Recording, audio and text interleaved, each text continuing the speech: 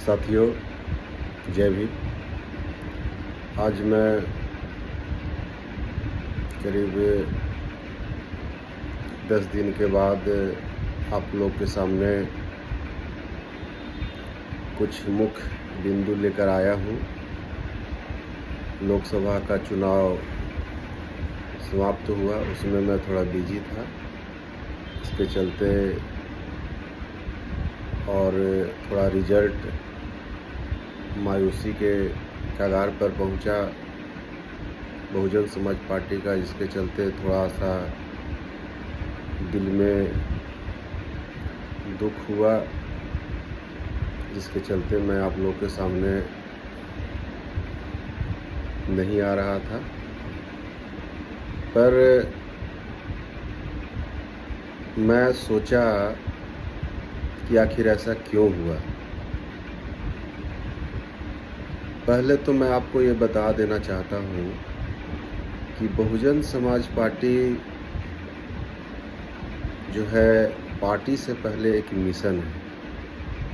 मानवर साहब ने यही बात कहा। उसके बाद माननीय बहन जी का भी हर मीटिंग में, हर रैली में पहले उनका बयान यही रहता है कि बहुजन समाज पार्टी से पहले एक मिशन है और मिशन पे हम लोग को काम करना है।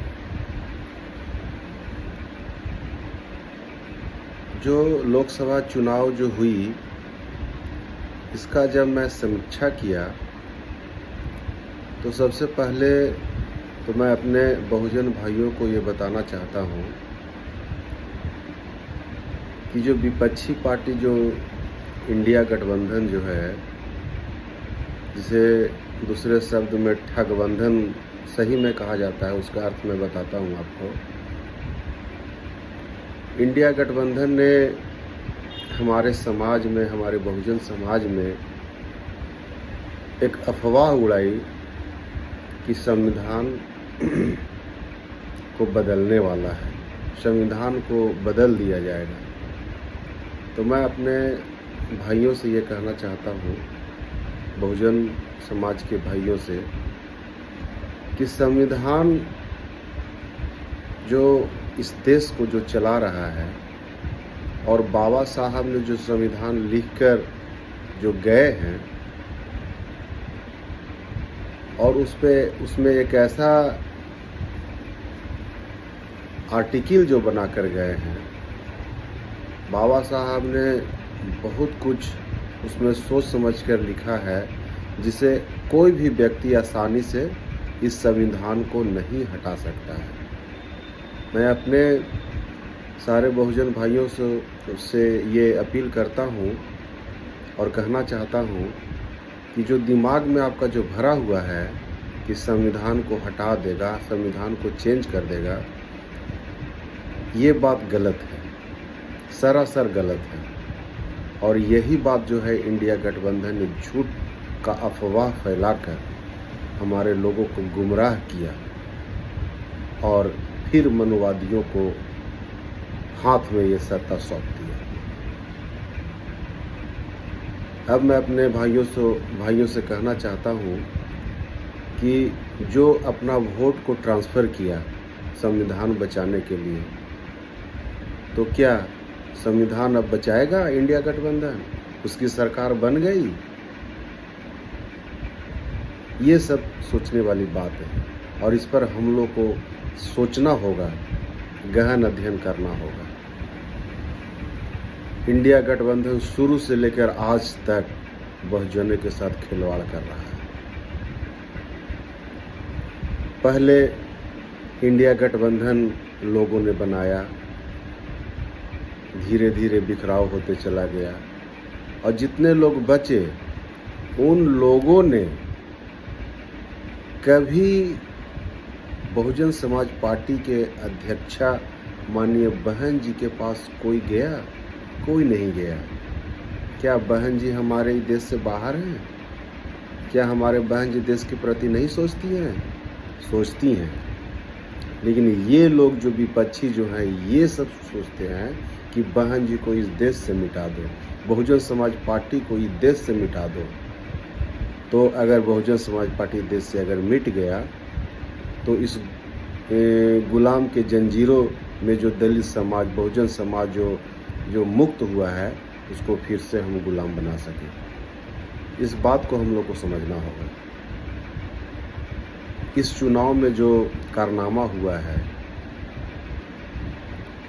बहुजन समाज पार्टी अपने अकेले दम पर बहुत अच्छा किया। किसी में ये पावर नहीं है कि अपने दम पर अकेले चुनाव लड़े इस देश में। मैं बिहार की बात अगर करता हूँ तो मैं आरजेडी जो इस बिहार का जो तो बड़ा पार्टी गिनाता है, कितना लोकसभा सीट आ गया? मात्र 4। क्या तीर मार लिए क्या? कांग्रेस 3। यही तो हाल है। दूसरी बात मैं आपको ये बताना चाहता हूँ कि अगर इंडिया गठबंधन अगर चाहती कि देश में सत्ता अगर हमें प्राप्त करना है, इस देश को ढंग से चलाना है, तो इस देश के एक ही नेता, राष्ट्रीय नेता, वो है बहुजन समाज पार्टी के राष्ट्रीय अध्यक्ष माननीय बहन कुमारी मायावती जी। अगर उनके साथ तालमेल अगर करके चलता इंडिया गठबंधन, तो आज ये लोग सत्ता में रहते हैं। उदाहरण के तौर पर मैं ये बता देना चाहता हूँ संक्षिप्त में कि उत्तर प्रदेश में इंडिया गठबंधन में अगर बहन जी रहती तो 60 सीट से ज़्यादा वहाँ जीती ही रहती। जैसे उदाहरण पर बता देता हूँ, आप लोग यूट्यूब पर या फिर गूगल पर खोल कर आप देख सकते हैं। शाहजहांपुर, उन्नाव, अलीगढ़, अकबरपुर, अमरोहा, बांसगांव, भदोई, बिजनौर, फूलपुर, मिश्रिख, फतेहपुर सीकरी, मिर्ज़ापुर, हरदोई, डुमरियागंज, देवरिया, फर्रुखाबाद, ये सारे सीट जीतने वाली थी। लेकिन ये लोग जो है अपने स्वार्थ के चक्कर में ये सारे सीट हार गए। और बिहार की मैं बात करूं तो बिहार में अगर गठबंधन अगर बसपा के साथ रहता तो यहाँ कम से कम 7-8 सीट जीतती, एक्स्ट्रा 7-8 सीट। जैसे अररिया, काराकाट, झंझारपुर, गोपालगंज,